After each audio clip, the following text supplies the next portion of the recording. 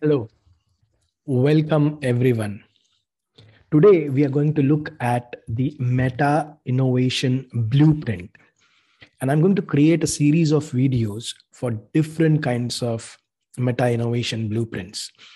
In this video, we are going to understand the basics of meta innovation blueprint in a 4-step process. Let's start with step number 1. The step number 1 for blueprinting any of your ideas would be to scribble, write your thoughts on a paper or using any of the digital media. Let me show you an example. This is an example of meta innovation blueprint of a speaker for public speaking.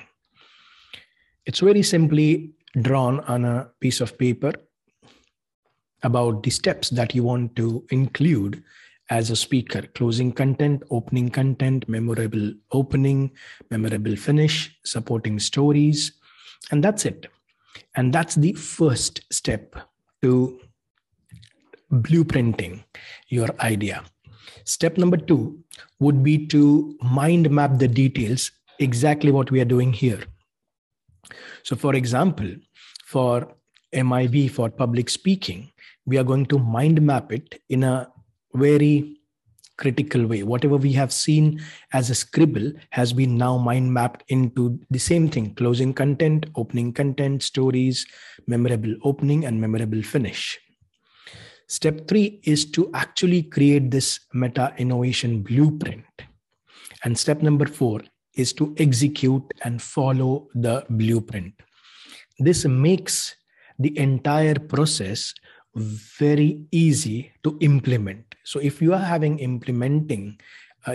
problems implementing any of your processes, this one is going to be a very easy method or a methodology for you to start implementing what you would like to do. Let's take an example of the public speaking meta innovation blueprint.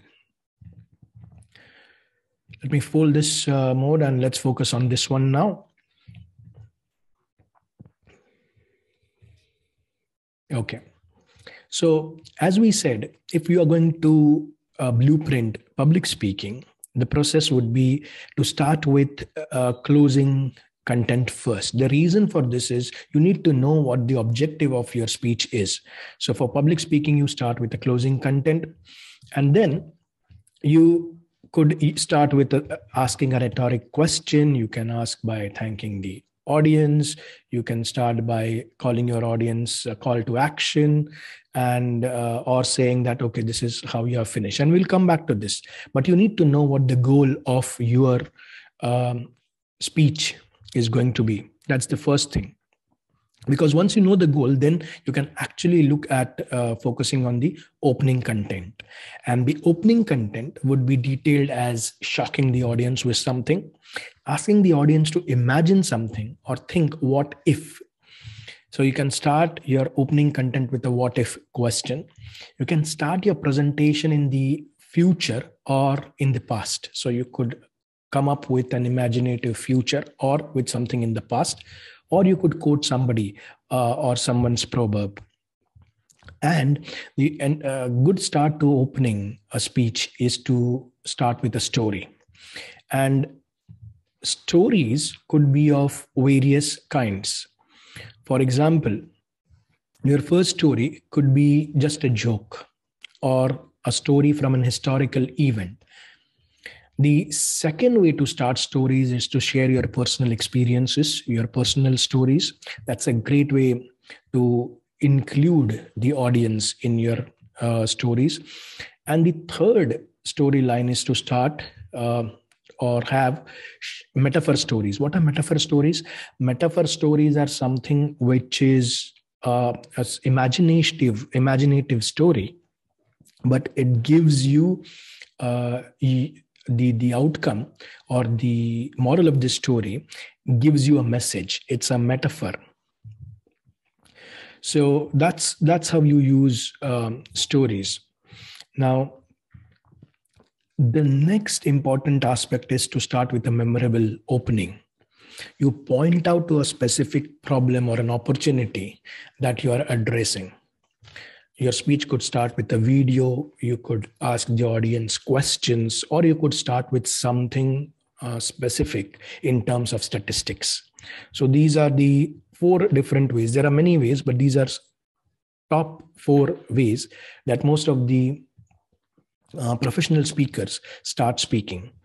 And then you could end up with a memorable finish. And there are many ways to finish. A very important aspect of your speech would be how you finish the speech. And I'll give you a few examples. The first one is called the power of 3. The power of 3 is very interesting because here, and these are the examples. For example, this is not the end.